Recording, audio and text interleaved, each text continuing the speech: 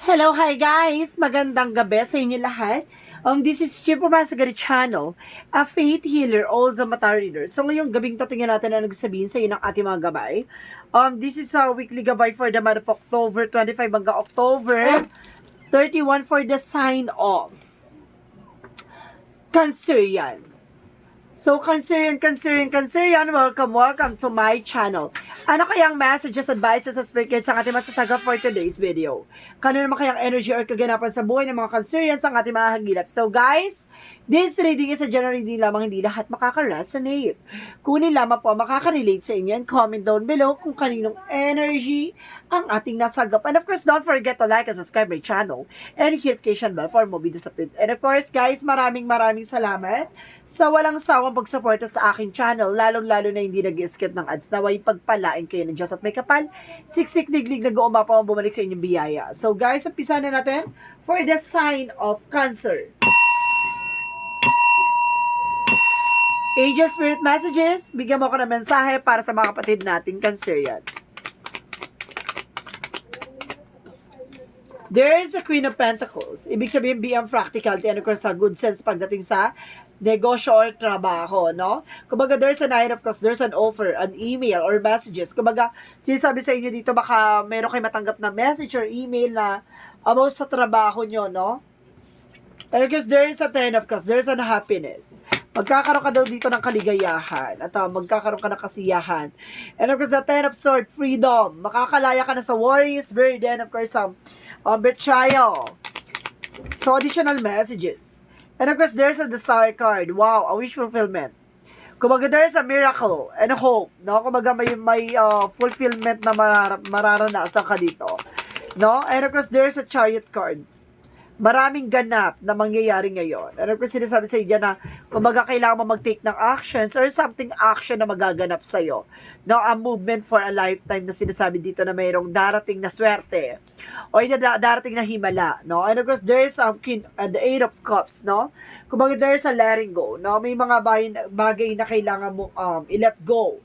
Lalo-lalo na yung alam mong hindi mag-serve sa'yo. And of course, there's an Empress card, a revert. Kumbaga, there's new work, new promotions, and new job. Parang something na parang magbubukas ka ng negosyo dito. So, let's see what is the Ten of Cups. There is a Page of Wands, a good news, no? May magandang balita dito at the same time.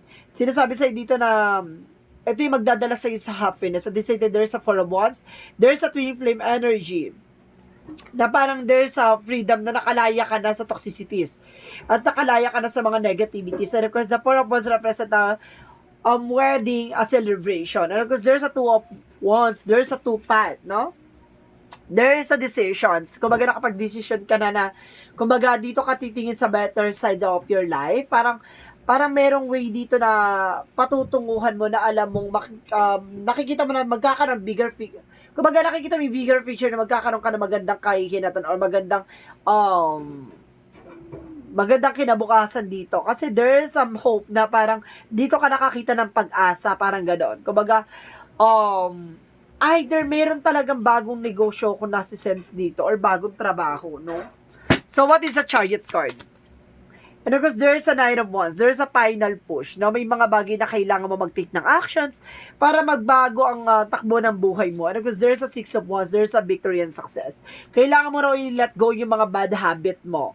No? Kung maaaring nagsusugal ka or kumbaga nagbibigo or kung ano man ang sugal na ginagawa mo, i-let go mo raw yan. And of course, there's a Six of Wands, there's a victory and success. Magtatagumpay ka daw dito pag tututo ka sa iyong sarili about sa finances. Resource of income. What is the Nine of Cups? And of course, the Empress card. A Seven of Swords, no? There's a cheating lying on you. Oh my God.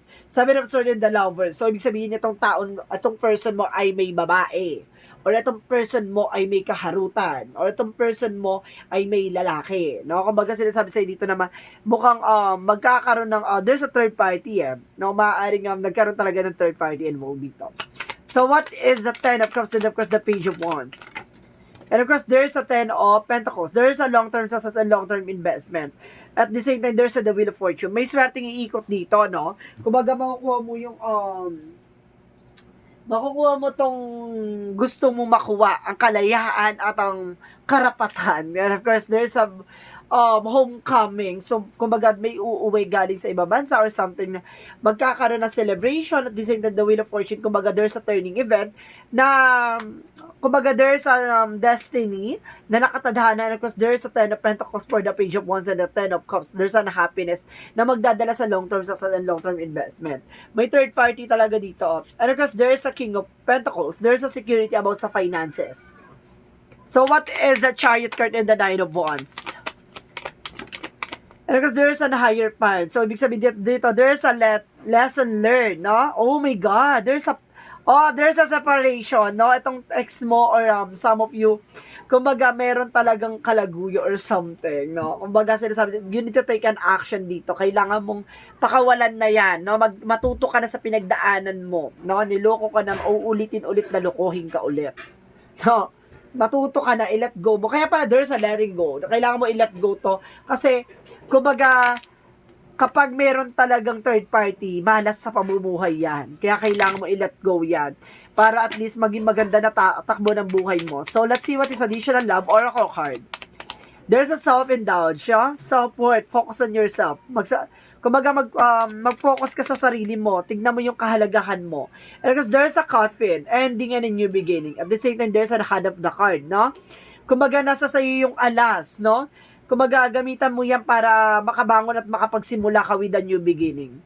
So, let's see what is a yin and yang oracle card. Kapag nagloko at sinaktan ka, binigyan ka ng sakit ng ulo, pakawalan mo. 'Di ba? Kasi there is a new beginning coming in for you. May bago simula yan. So, let's see what is a yin and yang oracle card.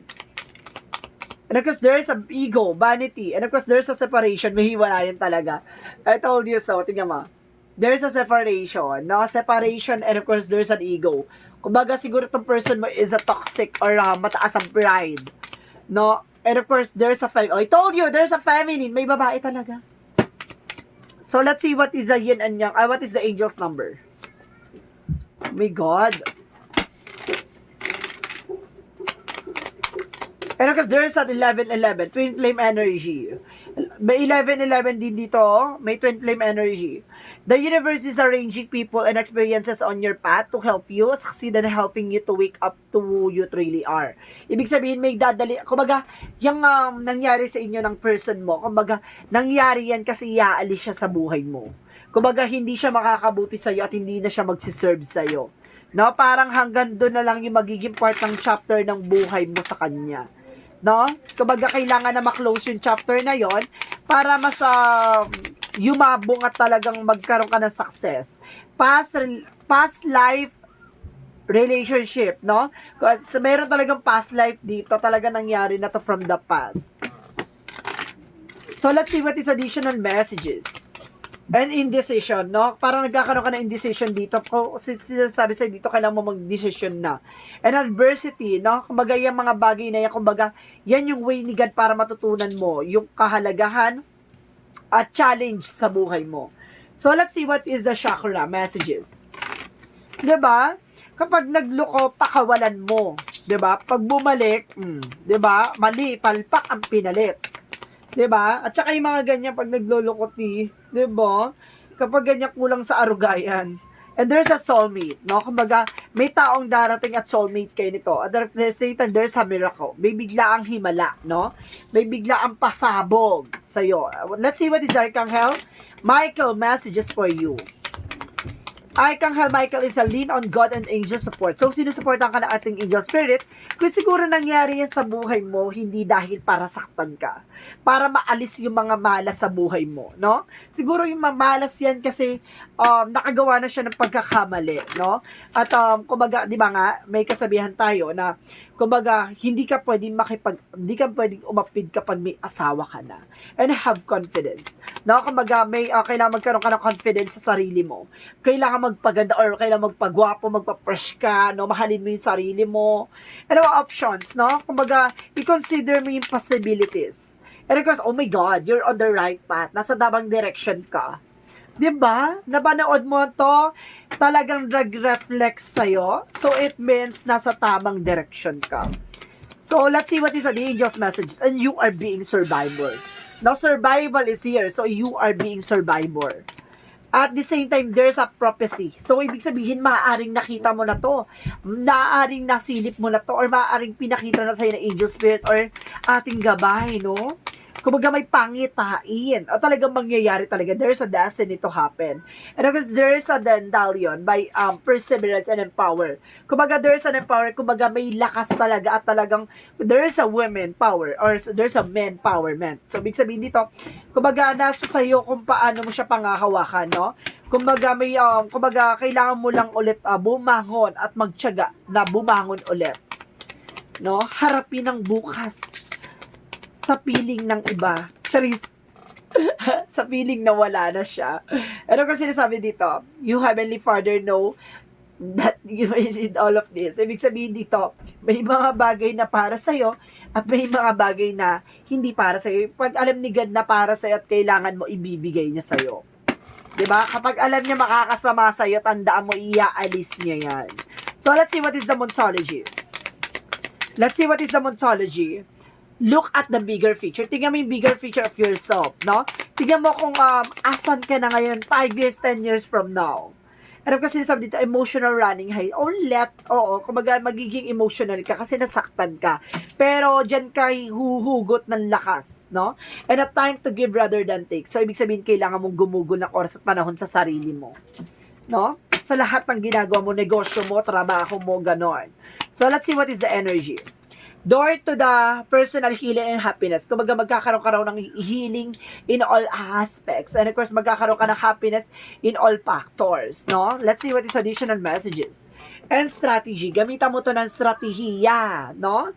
Para makabangon at makaahon. Makakaalis ka din sa sitwasyon. So, let's see what is additional messages. And of course, guys, there's a crack open o rock bottom is surrender to the alchemy of life. Ibig sabihin dito, lahat ng mga bagay na may lamat na ibigay mo na at ipagkaloob mo sa taas, no? Kumbaga kapag nagkaroon na ng lamat talaga, nagkaroon na ng biyak na nangyari sa inyo, no? Kumbaga, ibigay mo na sa taas. So, let's see what is Archangel Raphael. And of course, children. So, some of you naiipit dito ang inyong mga anak, no? Dahil sa nangyari or kagagawa ng person mo. Dahil sa pagharot niya, or maaaring nagbunga yung kalaharutan ng jowa mo or asawa mo, no? So, let's see what is the messages of life. Kaya naipit yung bata or something. Hindi ko yung sinabi literal na naipit. Parang naipit sa situation. And kasi sinasabi dito, letting go. O, sige, kailangan mo siya pakawalan. Pakawalan, sinasabi dito, today I'm remembering that God is within me and around me, I release myself to God's hands and regain my inner peace. I know God is providing me that which is most beneficial for my soul. I know that God is sending angels to help me face my any difficulties that arise. I let go into God will, knowing the best is yet to come. Ibig sabihin dito, kumbaga, binibitawan mo, binibigay mo kay God lahat ng posibilidad. Kumbaga, ngayon naniniwala ka na ibibigay at ilalagay ka niya kung saan ka makakabuti para sa'yo. Diba? May mga bagay na iaalis siya sa buhay mo, mayroong darating at may mga katapusan at simula na panibago mangyayari sa buhay mo. I-surrender mo lang at hayaan mong mag-unfold at hayaan mo mangyari ang dapat mangyari. So guys, this is a weekly gabay for the month of October 25 hanggang October 31 for the sign of Cancerian. So Cancerian, maraming salamat for your wonderful reading. This reading is a general reading lamang, hindi lahat makaka-resonate. Kunin lamang pa makaka-relate sa inyo and comment down below kung kaninong energy ang ating nasagap. And of course, maraming salamat sa walang sawang pagsuporta sa aking channel. And of course, sa mga hindi nag-skip ng ads, naway pagpalain kayo ng Diyos at may kapasiksitig na umapo ang bumalik sa inyo. And of course, maraming salamat and see you in the next video. Bye-bye and babush!